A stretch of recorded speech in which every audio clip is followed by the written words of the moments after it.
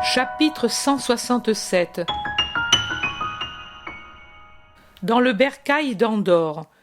Jésus ne revient pas au-delà d'Andorre.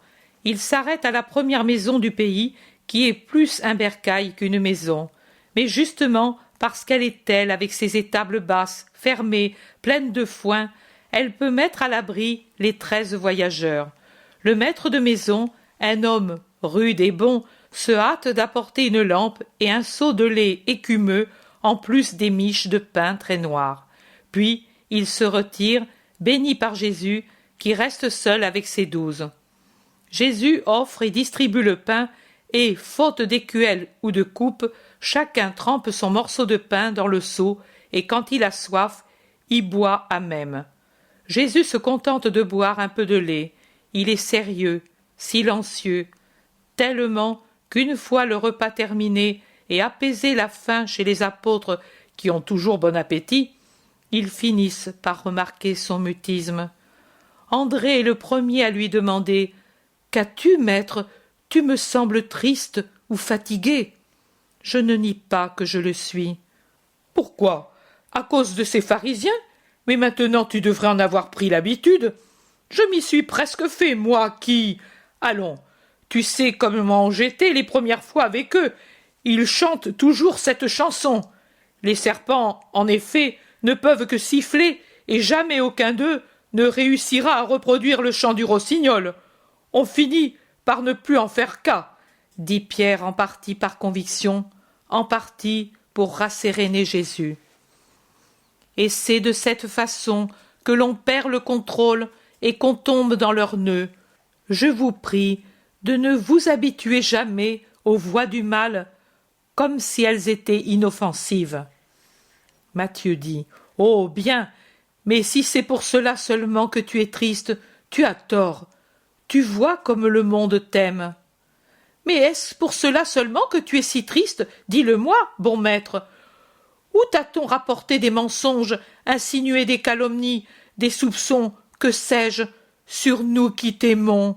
demande prévenant et caressant l'Iscariote en passant un bras autour de Jésus qui est assis sur le foin à côté de lui. Jésus tourne son visage dans la direction de Judas. Ses yeux ont un éclat phosphorescent à la clarté tremblante de la lampe posée sur le sol au milieu du cercle des apôtres assis sur le foin, disposés en rond comme pour servir de siège. Jésus regarde très fixement Judas de Kériote et en le regardant lui demande « Et tu me prends peut-être pour tellement sot que j'accueille les insinuations de n'importe qui jusqu'à m'en troubler?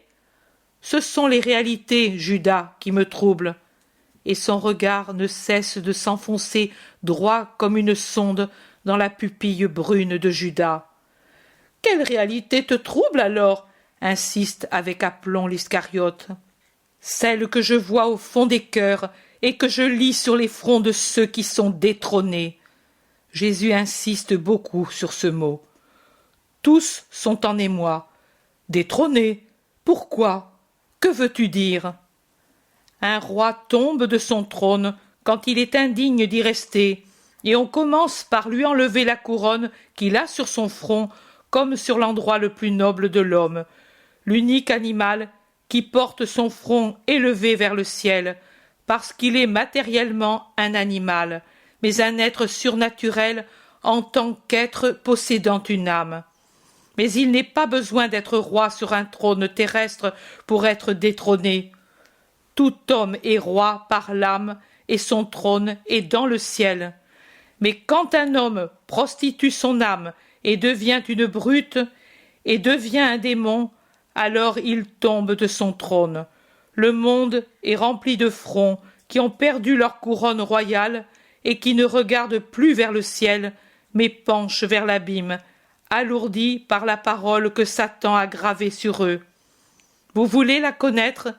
C'est celle que je lis sur les fronts. Il y est écrit « Vendu ». Et pour que vous n'ayez pas de doute sur l'acheteur, je vous dis que c'est Satan, par lui-même ou par ses serviteurs, qui sont dans le monde. J'ai compris, ces pharisiens, par exemple, sont les serviteurs d'un serviteur plus grand qu'eux, qui est lui-même serviteur de Satan, dit Pierre avec conviction. Jésus ne réplique rien. Barthélemy observe. Cependant, sais-tu, maître, que ces pharisiens, après avoir entendu les paroles que tu as prononcées, s'en sont allés scandalisés? À la sortie, ils le disaient en me bousculant. Tu as été très tranchant. Et Jésus réplique. C'est bien vrai, ce n'est pas ma faute, mais la leur, si je dois dire certaines choses. Et c'est encore charité de ma part de les leur dire. Toute plante qui n'est pas plantée par mon Père sera arrachée, et c'est une plante qui n'a pas été plantée par lui que l'inutile bruyère des plantes parasites, étouffantes, épineuses, qui étouffent la semence de la vérité sainte. C'est charité d'extirper les traditions et les préceptes qui étouffent le décalogue, le défigurent, le rendent inerte et impossible à observer. C'est charité pour les âmes honnêtes de le faire. En ce qui concerne ceux-ci, arrogants, têtus et fermés à toute influence et à tout conseil de l'amour, laissez-les faire, et que les suivent ceux qui, par leur esprit et leur tendance, leur ressemblent.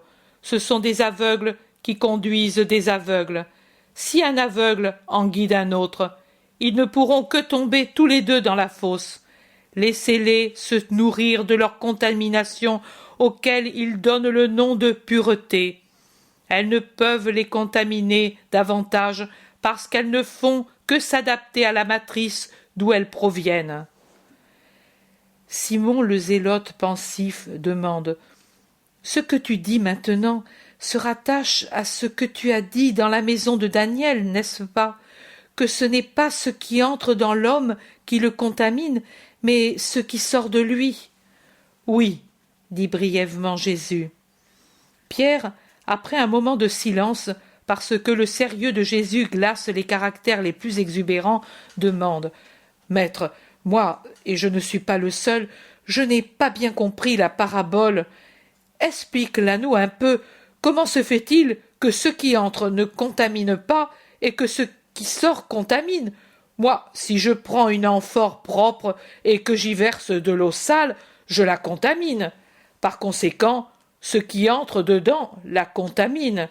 Mais si d'une amphore remplie d'eau pure, je verse sur le sol de l'eau, je ne contamine pas l'amphore, parce que de l'amphore il sort de l'eau pure.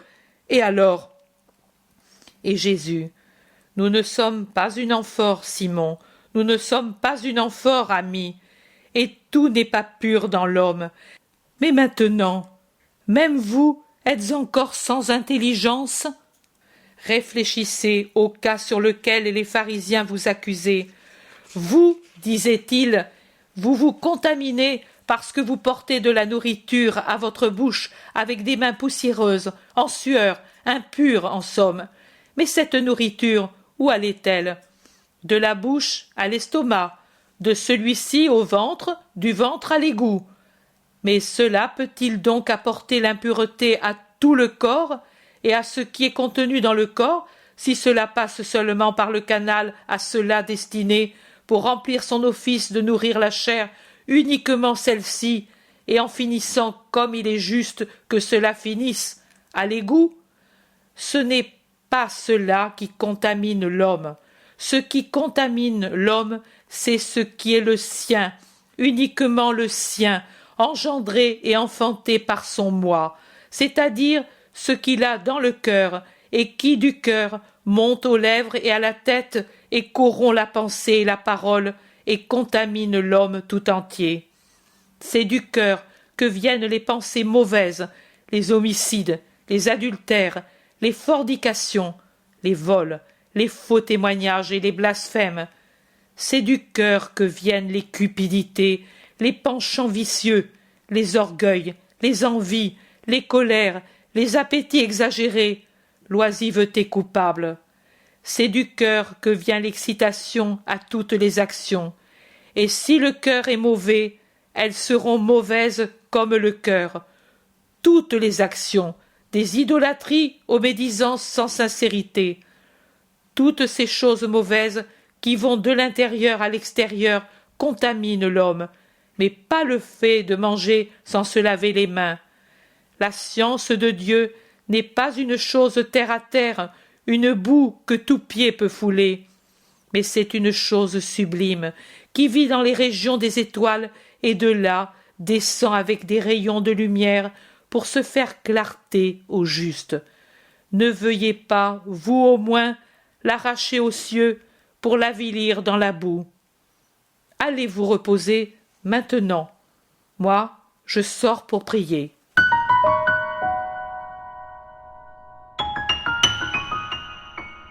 L'intérêt pour les écrits de Maria Valtorta ne cesse de grandir. Et les fruits récoltés, vocation, conversion, sont immenses. Visionnaire de la vie du Christ, de la conception de Marie jusqu'au début de l'Église, sa description des personnages, de leur psychologie, la précision des lieux où ils évoluent, des coutumes et mœurs de l'époque, est proprement sidérante et à ce jour inégalée.